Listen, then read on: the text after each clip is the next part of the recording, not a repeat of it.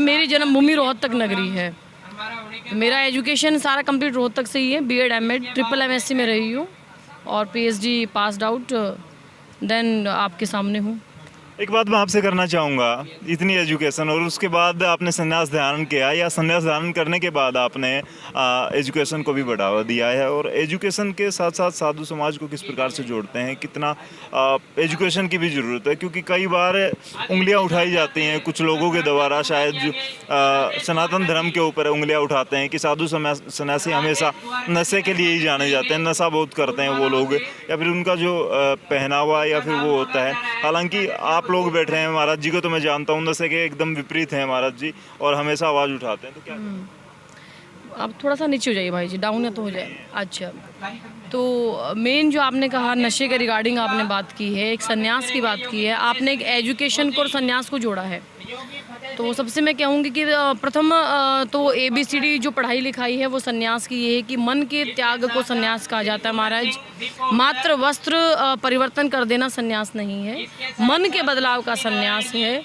और हमारी शिक्षा पद्धति को मैं यहाँ इसलिए जोड़ती हूँ क्योंकि बहुत से लोग, जैसे आपने भी पूछा कि इतना पढ़ लिख करके आप सन्यास में आए हो, तो ये संस्कार का ही रूप है, प्रारब्ध है कहीं ना कहीं जो सन्यास में प्रादुर्भाव है। और शिक्षा मिलना मेरा सौभाग्य है। मेरे माता पिता प्रथम गुरु रहे, सबसे पहले गुरु ही माता पिता हैं, दूसरा गुरु हमारा समाज।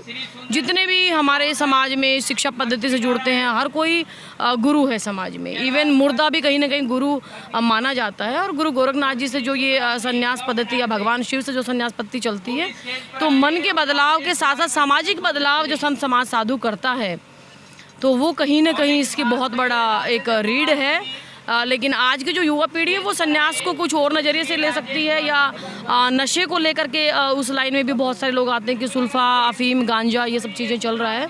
तो मुझे लगता है जितने भी शिक्षित हैं या अशिक्षित संत हैं उनको भी इसके विपरीत जो है कार्य करना चाहिए नशे के खिलाफ। वैसे तो प्रयास करता है प्रशासन अपने स्तर पर आम लोगों के लिए, लेकिन साधु सन्यासियों को किस प्रकार से बदलाव आना चाहिए? जैसे आपके यहाँ भी महंत होते हैं या दूसरे पद होते हैं, वो कैसे मैनेज करें? उनके नीचे आने वाला जो मंडली होती है साधुओं की, उनको कैसे शिक्षा दें कि नशे से दूर होकर दूसरे कार्यों को भी बढ़ावा दिया जा सकता है?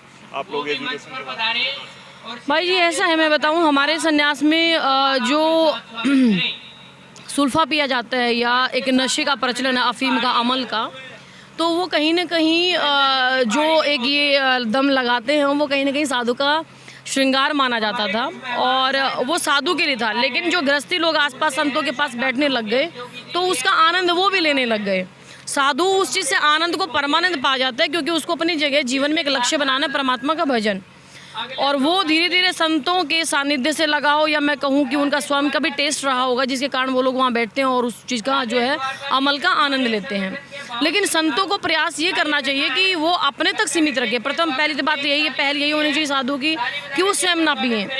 और दूसरी ये है कि अगर वो पी रहे हैं तो एटलीस्ट अपने आसपास बैठने वाले जो सेवक भगत हैं उनको रोके, उनको पीने ना दे, या अपना वो एकांत में पिएं जिस समाज को ही ना पता चले कि आप कोई अफीम ले रहे हैं या आप कोई वो ले रहे हैं। तो मेरा पहली प्रायोरिटी तो यही है कि हम उस चीज़ को ग्रहण ना करें, क्योंकि कहा जाता है कि महाराज नशा नाश की जड़ है। पुरुष समाज सबसे ज़्यादा नशा करने के लिए जाना जाता है, हालांकि महिलाएं आज भी, हिंदुस्तान की नारियों की बात करें, हम पाश्चात्य देशों में जो रहती हैं उनकी बात नहीं कर रहे, हिंदुस्तान की नारी आज भी नशे से दूर है और कहीं ना कहीं देसीपना उनके अंदर है और वो संस्कार भी हैं। आप कितना मानती हैं कि भक्ति के लिए नशे के द्वारा ही हो कि भक्ति प्राप्त की जा सकती है, भक्ति मार्ग प्राप्त किया जा सकता है? फर्स्ट थिंग तो आपने बताया कि अपने देहात में भी मुझे एक बड़ी रोचक सी बात ध्यान में आती है कि मैं आजकल जब कहीं जाते हैं तो हमारी बूढ़ी माताएं भी अपने अलग से हुक्टी लेकर के चलती हैं और बीड़ी का पान करती हैं। तो वो कहीं ना कहीं इसके पीछे एक साइंटिफिक रीजन ये भी है, मेडिकल रीजन रहा है, क्योंकि हमारे डॉक्टर्स भी कई बार गैस्ट्रिक प्रॉब्लम के रिगार्डिंग जो है उसका सजेशन देते हैं। लेकिन साधु संतों की जो मैं बात कर रही हूँ, परंपरा की जो बात कर रही हूँ, साधु महात्मा के लिए कहा गया कि श्रृंगार बताया गया चिलम को, वो किस लिए बताया गया उसका फैक्ट गृहस्थ व्यक्ति नहीं जानता। कारण क्या है कि साधु संतों को भगवान की भक्ति करने के अलावा दूसरा कोई काम नहीं होता।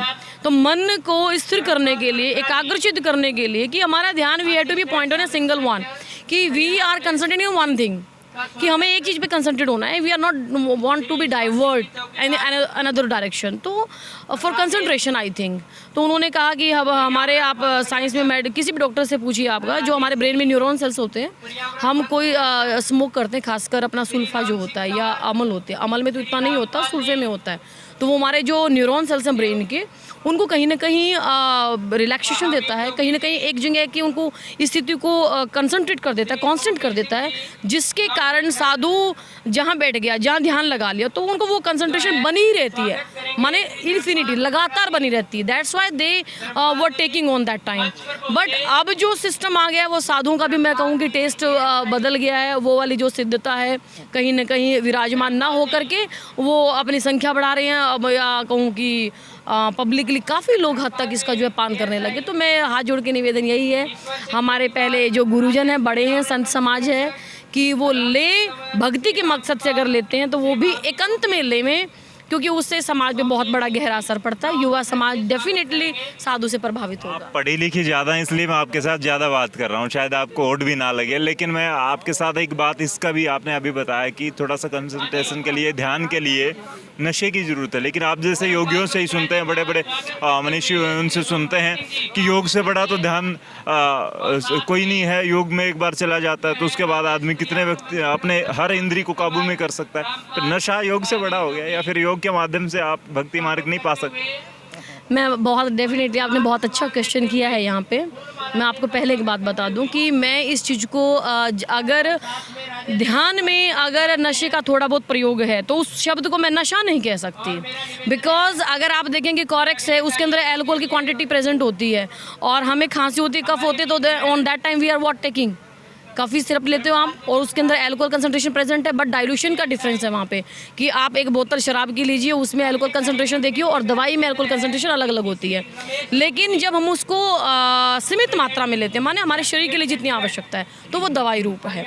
अति किसी भी चीज़ की बुरी होती है। अब आप कोरेक्स को लेने लग जाओ, अब आप देखो कि पिछले साल एक कॉलेज में बैन भी लगा था, कोरेक्स की बहुत सारी बोतलें बच्चों के पास मिली थी।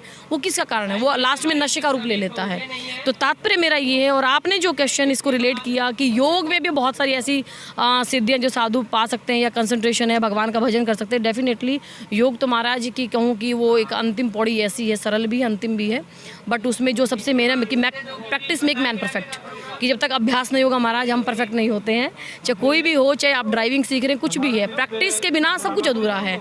तो योग से भी हम ले सकते हैं, और वो सबसे बड़ा शुद्धि का कारण मुझे लगता है योग है, बट उसके अंदर वो चीज़ें, क्रियाएं हैं जो हर साधु नहीं कर पाता, दैट इज कॉल्ड हठ योगा। कितनी उम्र में आप संन्यास के इस आश्रम? मेरा साधु संतों का जो आशीर्वाद है वो सानिध्य तो मुझे बचपन से प्राप्त हुआ, लेकिन मेरे जो फादर हैं वो पुलिस डिपार्टमेंट में ऐसा ही रहे थे, जीन जुलाना चौकी से, और मेरे स्टडी का मेरा ज़्यादा समय स्टडी में बीता है, तो मेरा मेडिकल फील्ड रहा, और ये 2015-16 से मेरा कंटिन्यू है जो है।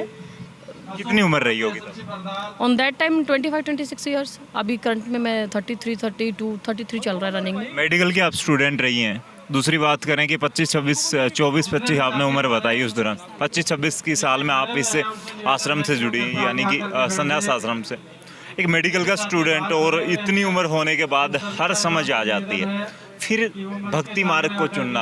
और मेडिकल वाले तो इसको यूँ कहते हैं कि मेडिकल साइंस ही सबसे बड़ी है, भगवान तो कुछ है ही नहीं, वो नेचर को मानते हैं बस, भगवान कुछ है ही नहीं। फिर क्यों, क्या ऐसा कारण हुआ कि एक 25-26 साल की युवती को भक्ति मार्ग चुनना पड़ा, और वो भी आज जिस अवस्था में हमारे साथ, जिस मुद्रा में बैठी हैं, और जो उन्होंने वस्त्र धारण कर रखा? एक्चुअली क्या है, मैं आपको एक बात बोलूँ, बायोलॉजी और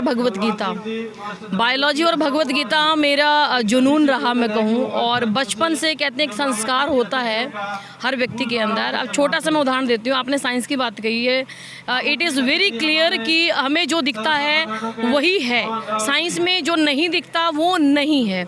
तो मैं आपसे एक छोटी सी बात कह रही हूँ, अगर साइंस में, कि मैं खुद भी एक स्टूडेंट रही हूँ, लेकिन एक एहसास ऐसी चीज़ है जिसको दिखाया नहीं जा सकता। फॉर एग्जांपल अगर हम चीनी की बात करें, शुगर की बात करें, जो आपके पाउडर फॉर्म के अंदर है, एक बाउल के अंदर आपके पास चीनी रखी है जो पिसी हुई है, और एक में आपका नमक रखा है, तो आप टेस्ट करके ही बता पाएंगे, देखने से नहीं बता पाएंगे। अब साइंस कहती है जो दिख रहा है सो है, और जो नहीं दिख रहा तो नहीं है, लेकिन हमारे पास एक जीवा एक ऐसी इंद्री है जो उसको टेस्ट करके बताती है। कहीं ना कहीं ज्ञान हमारा, भगवान ने जो बॉडी सिस्टम बनाया है, साइंस क्या है या रिसर्च किसको कहते हैं, जो ऑलरेडी प्रेजेंट है उसी का ही इन्वेस्टिगेशन करना ही रिसर्च है। लेकिन भगवान वो है जो पहले से ही प्रेजेंट है। साइंस किसके ऊपर रिसर्च कर रहा है, जो ऑलरेडी प्रकृति में प्रेजेंट है। तो मेरा मानना है ईश्वर ये चेतना में ही है।